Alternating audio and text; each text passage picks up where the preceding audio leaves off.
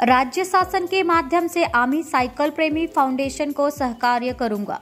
हम cycle प्रेमी foundation शहर से लेकर आदिवासी भागों में किया जा रहा साइकिल उपक्रम के जरिए विविध उपक्रम राज्य शासन के जरिए किया जाएगा। उसी प्रकार इसके अलावा जो सहकार्य होगा वो मैं करूंगा। इस प्रकार का आश्वासन परिवहन मंत्री प्रताप सरनाईक ने दी। आमी साइकिल प्रेमी फाउंडेशन द्वारा शुरू किया गया सभी ठाणेकरों के सहयोग का अनुरोध मंत्री सरनाईक ने किया। आमी साइकिल प्रेमी फाउंडेशन साइकिलवारी इस बोध चिन्ह का अनावरण रविवार को मंत्री सरनाईक के हाथों हुआ। संस्था के तरफ से साइकिल प्रेमी की गप्पा गोष्ठी, साइकिल के लिए प्रशासन की जवाबदेही, साइकिल विषयक विविध उपक्रम, इस सभी की जानकारी पॉडकास्ट सीरीज शुरू की गई। उस पॉडकास्ट सीरीज का नाम साइकिलवारी दिया गया।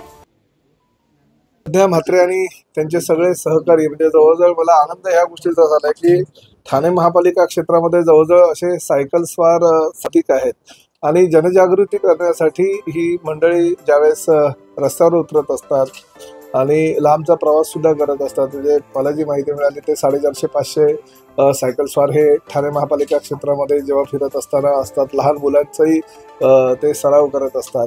अतिशय चांगली आणि म्हणजे राज्याला अभिमान वाटावी अशी ही घटना आहे आणि प्रामुख्यानं उद्देश फक्त जनजागृती हा आहे। आजच्या त्या ताई या ठिकाणी पोळ्या लाटण्याचं काम करतात, 70 वर्षाच्या, पण सायकलने कासारवडले म्हणजे घोडबंदर सारख्या ठिकाणी त्या लोकांच्या घरोघरी काम करायला जात असतात। काही सायकल स्वार हे मुंबईहून खास ठाण्याला येत असतात। हे प्रदूषण टाळण्यासाठी आणि जास्तीत जास्त जनजागृती करण्यासाठी हा जो उपक्रम त्यांचा आहे तो खूप स्तुत्य आहे।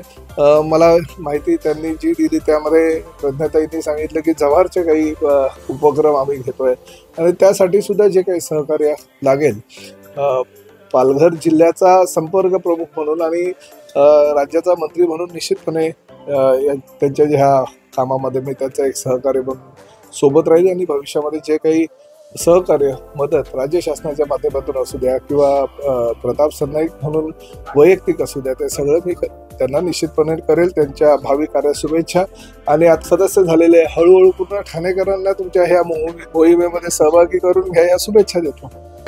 आज आम्ही सायकल प्रेमी फाउंडेशन तर्फे जे यूट्यूबला आपण पॉडकास्ट सुरू केलेलं आहे त्याचं लोगोचं उद्घाटन आज राज्याचे परिवहन मंत्री प्रताप सरनाईक साहेब यांच्या हस्ते करण्यात आलं आहे। या पॉडकास्टमध्ये जे सायकलिस्ट आहेत, जे कधी कुणासमोर आले जगासमोर, ते सायकलिस्ट म्हणून त्यांची ओळख निर्माण व्हावी आणि सायकलबद्दल जनजागृती व्हावी या उद्देशाने या पॉडकास्टची आपण सुरुवात केलेली आहे। तर यामध्ये विविध क्षेत्रातील जे सायकलिस्ट आहेत, जे घरगुती वापरासाठी म्हणा किंवा इतर कोणत्या कामासाठी सायकलचा जास्तीत जास्त वापर करून प्रदूषण मुक्त जो आपलं राज्य आहे, जे प्रदूषणामुळे जी हानी होते ती हानी टाळण्यासाठी आपण सायकल प्रति जी जनजागृती करण्याचा प्रयत्न करत आहोत।